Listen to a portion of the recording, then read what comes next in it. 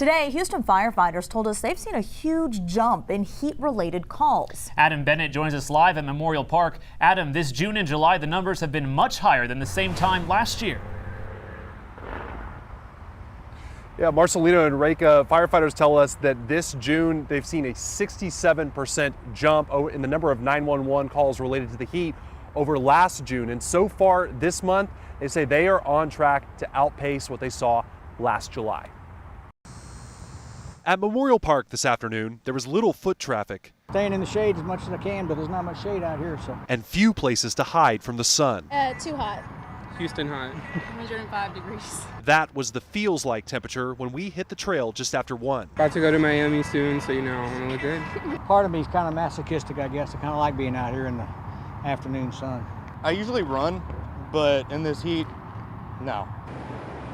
You could feel the downtown heat coming through the bay doors at Houston Fire Station 8 a couple hours earlier. Captain Cedric Robinette we do recognize how many more we have this year opposed to last year. Says Houston Fire Department is also seeing it in their call volume. He says in June of last year, there were 264 heat-related calls compared to 442 this June.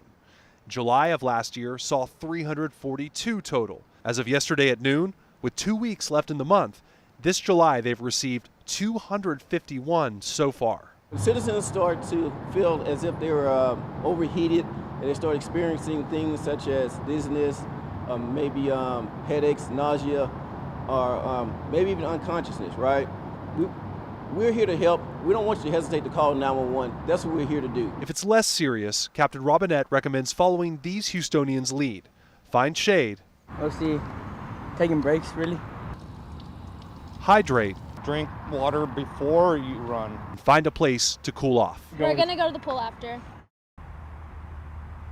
And if you do have to work outside or you want to exercise outside, firefighters recommend doing that before 10 in the morning or wait until the evening. Take a long break in the middle of the day like right now if you can. They also say to avoid sugary drinks, alcohol, and caffeine because those all dehydrate you. And Tim, they say to stay hydrated, they recommend taking sips of water throughout the day, even when you're not feeling thirsty, just to make sure you are staying as safe as possible. Yeah, you really got to stay on top of it, Adam. Humid heat impacts health. Now, the body's main mechanism to combat overheating is producing sweat. And when it's very humid out, that sweat does not evaporate from the skin, a process called evaporative cooling, which would act to cool you down. That doesn't happen so efficiently when it's so hot and humid outside. That makes the heart pump faster and the kidneys work harder, putting you farther down the road to having heat exhaustion and heat stroke. So keep that in mind if you're spending any amount of time outdoors.